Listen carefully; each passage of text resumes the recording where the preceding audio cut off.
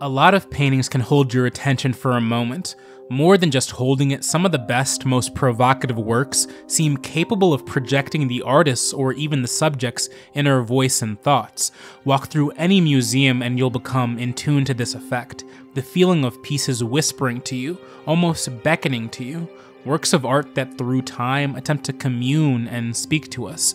Sometimes you come across a piece that speaks louder than all the rest. One that through its formidable design begs to be given our full, undivided attention. Like this one, The Reluctant Bride by Auguste Toulmouche.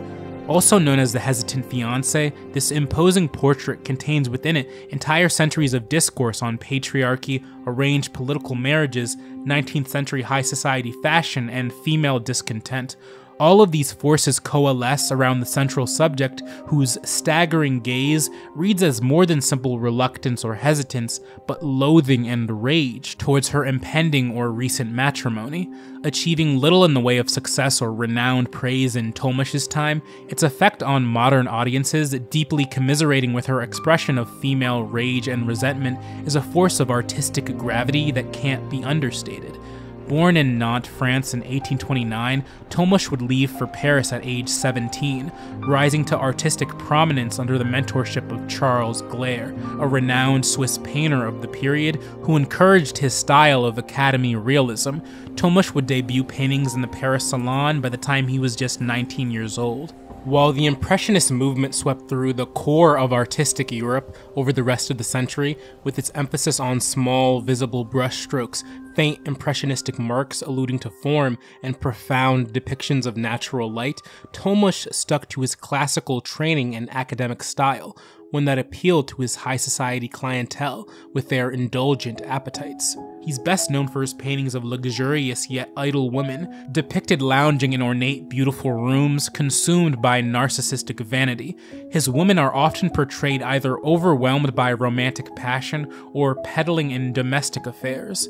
He stages his women with dramatic, almost theatrical posing, like actors performing for an audience, with over-the-top, ostentatious gesturing. His delicious dolls, as French critic of the time Émile Zola put aptly. These paintings in their excessiveness would even capture the attention of royalty, with Emperor Napoleon III and Empress Eugenie buying several of his works throughout his career.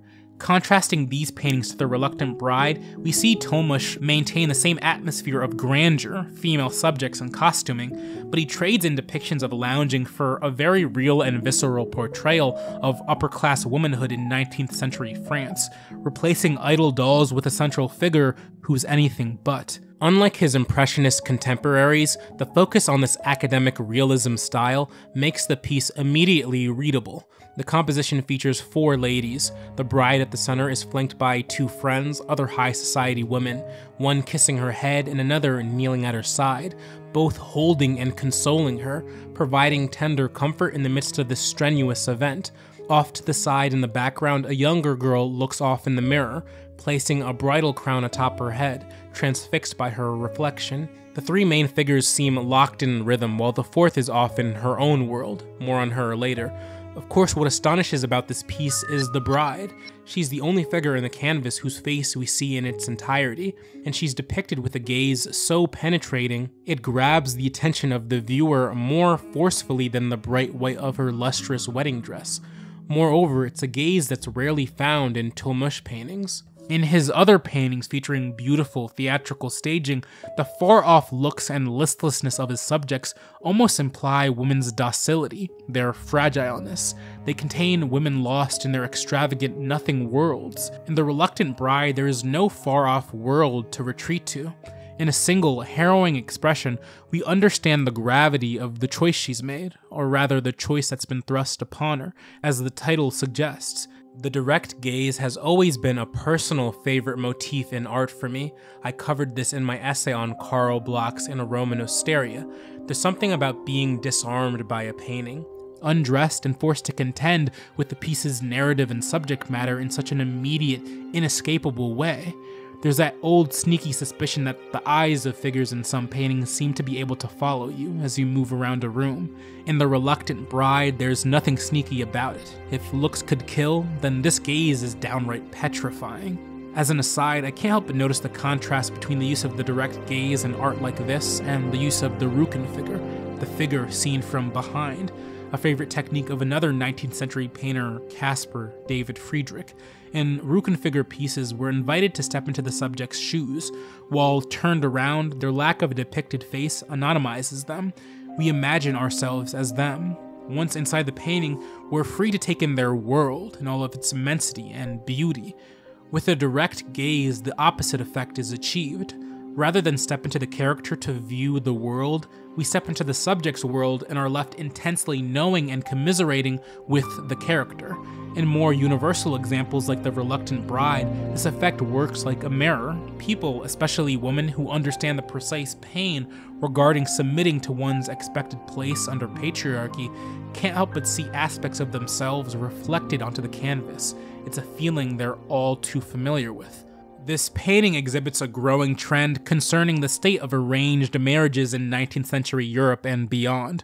While still radical for its time, unequal marriages were becoming an increasingly popular subject in paintings, like this one titled, well, Unequal Marriage by Vasily Pukarev, made 4 years before The Reluctant Bride. It's just as transparent as Toulmouche's piece, featuring a young girl marrying an old man some 60 years her senior, surrounded by other men with seemingly no qualms about this inappropriate arrangement, least of all the husband.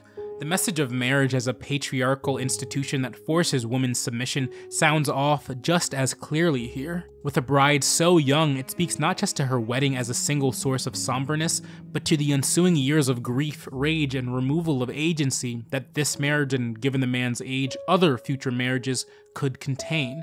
It's all written out so plainly we can read it on her face, just like we can on The Reluctant Bride's, trading out an expression of mournfulness and despondency for one of intense, unbridled rage. In The Reluctant Bride, a young girl is featured as well, drifting off looking at her own reflection in the mirror.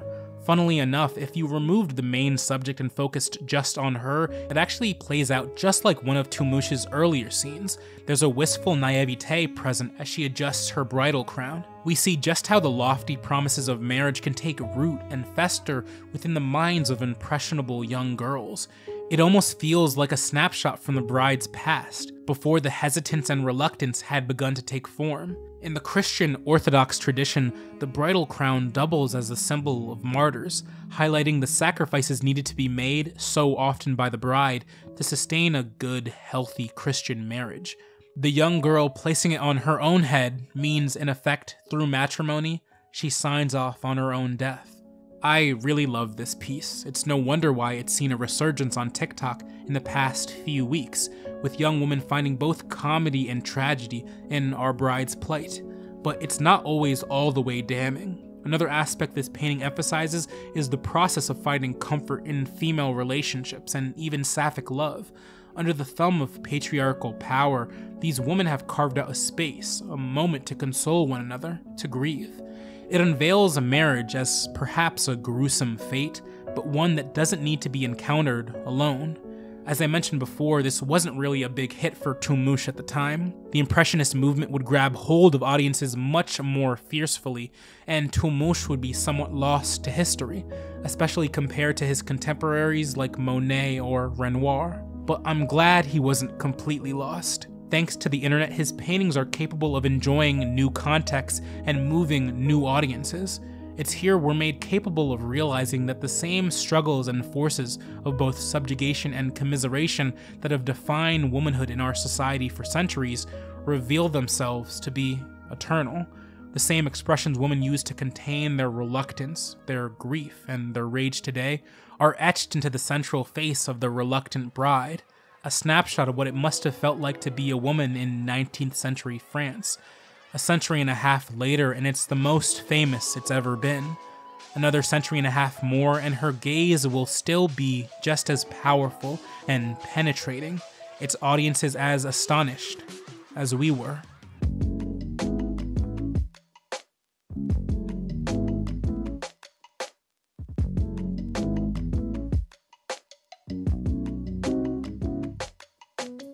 Mind Theater is a solo effort produced and written by me, Eo Ekingbere. For updates on the show, as well as my other content, follow Mind Theater Pod on Twitter, Instagram, and TikTok.